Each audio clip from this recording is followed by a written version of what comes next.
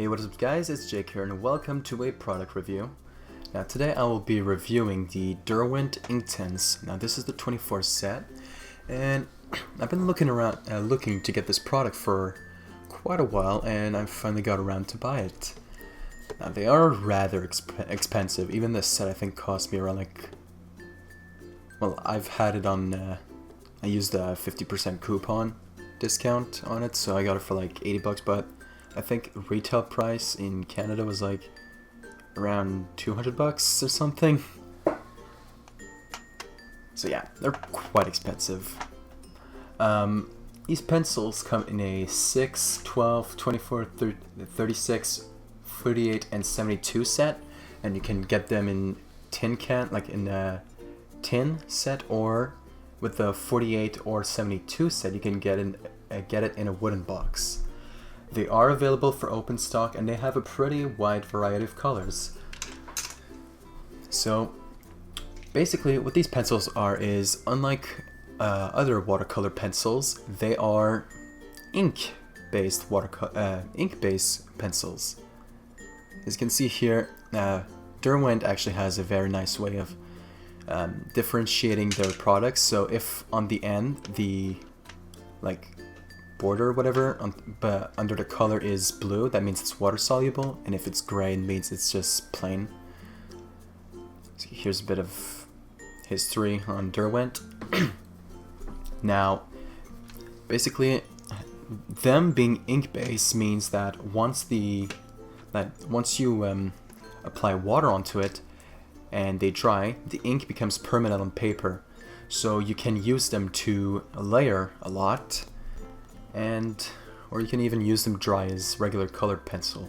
Though I wouldn't really recommend that because I'm going to show you right here. This paper is pretty smooth on this side, so you shouldn't really see too much of the grain. But if I show this pencil compared to, let's be fair and use a Derwent Color Soft pencil of a similar color, you'll see that there's a pretty big difference in the texture. So if you aren't really a fan of the crayon look, I guess you shouldn't really use them dry, but you can still apply water to them to make pretty much a watercolor wash.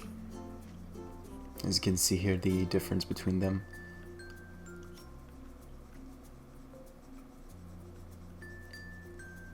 So you get less of that crayon look because the Color Soft I think it has a softer lead, so it applies easily and evenly, well, more than the Inktense pencils. But yeah, here on their website it says that you can also use it on cloth or something like that. I don't know about it. I'm not really gonna try it because I don't. Yeah, it says here once it's dry, the color is fixed, so you can work over top of it. And because it's permanent, it's great for use on fabrics such as silk and cotton. So if you're into that, then fine, go ahead.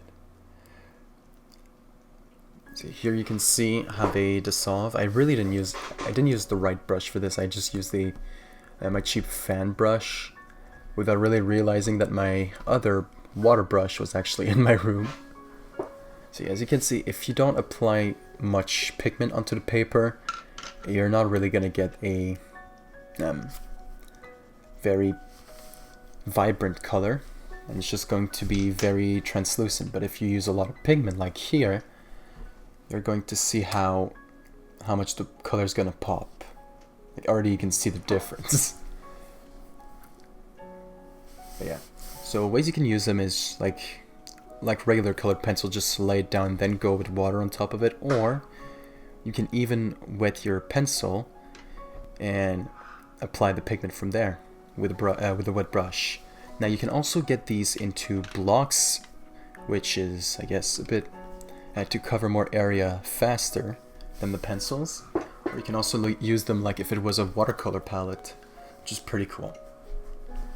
Now as for the light fast rating, which I haven't really covered in my other pencil review on Prismacolors, so yeah, I already made the review, so I'm not really going to go back over it. But on their website, and a lot of people say that they aren't light fast at all. So if you don't know what light fast means, it's the time that it can endure, the time before it fades if it's exposed to light. Now, Derwent and a lot of people admit that it is not light fast at all, so you can use them for fun, but yeah, not really for original pieces selling. Like if you're only planning on selling prints, then sure, go ahead, use it all you want, but not really recommended for actually selling originals because they will fade very quickly. Now, a problem that I have encountered with these pencils, I don't know if it's just me or like if I had a defective pencils or anything, but oh yeah, here's another technique you can do is if you wet your paper, you can also use the pencil on top of the wet paper, and it just gives like a very pigmented look.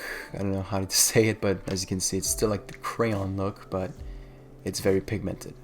But yeah, a problem that I have encountered with some products, with some of my pencils, such as the indigo blue and violet, no, my green, I mean.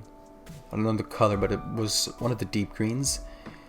One of the problems I encountered is if you press too hard on it, it's not really gonna dilute with the water, so that's something to keep in mind, is not to burnish with the pencils.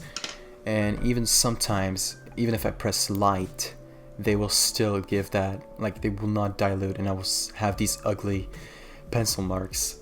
So I'm going to show you my background that I've made with the pencils later on. But yeah, they are not chalky at all, so that's a good thing as well. They will not be prone to smudging. And yeah, green was pretty much a very bad color to mix, but as you can see, you can layer on top of them.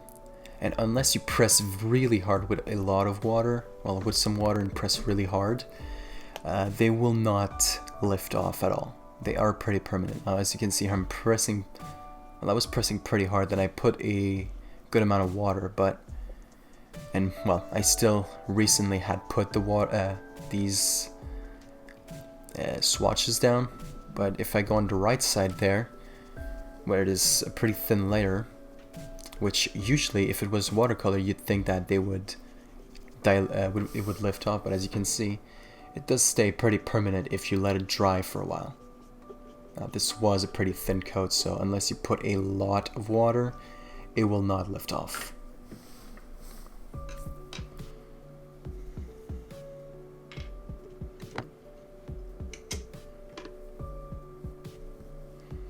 As you can see here, you can, if you have a wet brush, so here I'm using a Pentel Aquash, it takes the pigment off of the pencil and you can just paint it like that. Or as I said before, if you use it with the Inktense block, you can either use it like you would with the pencils, or use it like somewhat like a watercolor palette. Now, as you can see here, this is the first background I've experimented with the pencils, and as you can see, the pencil marks that didn't dilute. So yeah, thank you guys for watching, and I hope you have a nice day. Bye!